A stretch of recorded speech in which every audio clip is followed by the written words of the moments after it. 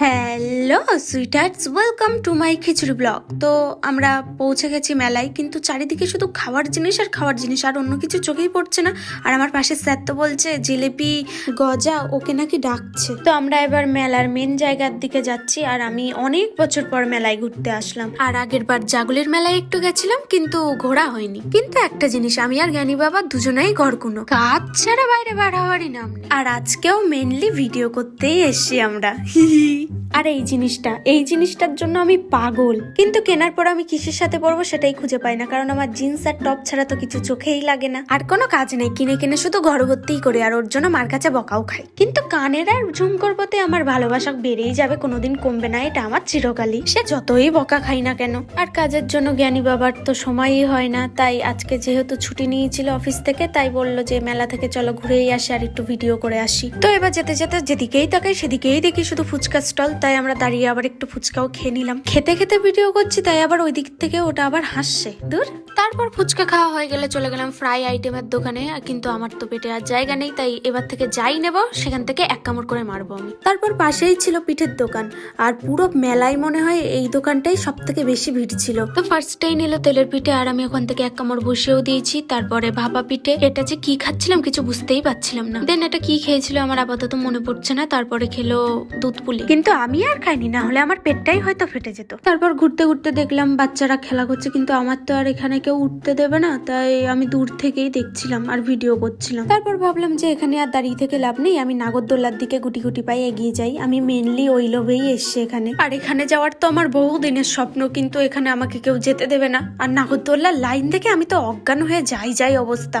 যাকগে আমার কপালটাই খারাপ, কোনোটাই হলো না। তো ঘুরতে ঘুরতে আমি ফার্স্ট বার টুনিলাইট ওয়ালা বেলুন দেখলাম, কিন্তু এটা কিনলে তো বাড়ি নিয়ে যেতে পারবো না, তাই এটাও কিনা হলো না। তো অবশেষে আমার কপালে একটা জিনিস এসে জুটলো, সেটা হলো বাবল স্টিক, আর আমি তস সইতে না পেরে মেলার মাঝখানেই ফুলিয়ে নিলাম। যাকগে আমার কপালে ভালো কিছুই তো একটু জুটলো, আমি এখন খুব খুশি। আমি জানি এগুলো অনেকেরই পছন্দ, কিন্তু বড় হয়ে যাওয়ায় অনেকে কিনতে চায় না, লজ্জা পায়। আমার বাপু কে কি বললো দেখার দরকার নেই, দেখেছো আমার মুখের হাসি থামছেই না। আর আমি ওটা হাতছাড়া করবো না, ওটা নিয়েই ঘুরবো এবার। তারপর আমি অনেকক্ষণ পর খেয়াল করলাম যে আমার ঘূর্ণির পাখাটা ভাঙা, মানে কেনার আনন্দে দেখেই নিইনি যে ঠিক আছে কিনা সবকিছু, তাই নাকটাই ঢুকিয়ে নিলাম ওর মাঝখান থেকে।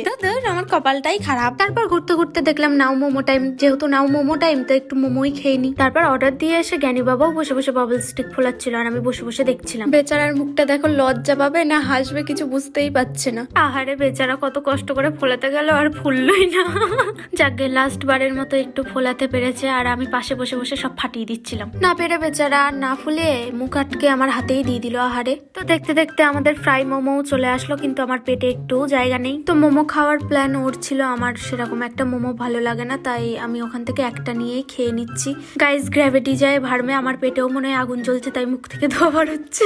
সরি জোকস অ্যাপার্ট, গালের মধ্যে গরম গরমই ঢুকিয়ে নিয়েছিলাম, আর এখানে আমাকে একটা বলে দুটো জোর করে খাইয়ে দিয়েছে। তো এবার আমরা মেলা থেকে বার হয়ে যাবো, 7টা মতো বাজে, রাত হয়ে যাচ্ছে, কিন্তু পাশেই দেখলাম রোলার আইসক্রিম, তাই একটু খাওয়ার ইচ্ছা হলো। আমাদের দুজনের শীত হোক আর বর্ষা সবসময় একটু আইসক্রিম লাগে, কিন্তু বেশি খেতে পারবো না, তাই একটাই অর্ডার করলাম। আর পাশে দেখলাম এই বাচ্চাটা তার বাবার চারিদিকে গোল গোল করে ঘুরছে। তো এবার আইসক্রিম খেতে খেতে আমরা মেলার বাইরে চলে যাব, কিন্তু এখানেও পয়সা ওয়েস্ট, কারণ আমি ভাবলাম অনেক ফ্লেভারের হয়তো হবে, কিন্তু এখানে মালাইয়ের টেস্ট ছাড়া আর কোনো টেস্টই আমি পেলাম না। কিন্তু কিনেছি যেহেতু খেতে তো হবেই, তাই ওকে একটু দাঁত খিচিয়ে নিলাম, কি আর করা যাবে। যাকে ওটাই মন ভরে খুশি খুশি খেয়ে নি, আর কি করা যাবে। তোমরা কি জানো এগুলো কি? এগুলো পেন, কিন্তু এগুলো আমার না, এগুলো জ্ঞানী বাবার ভাইজিদের জন্য।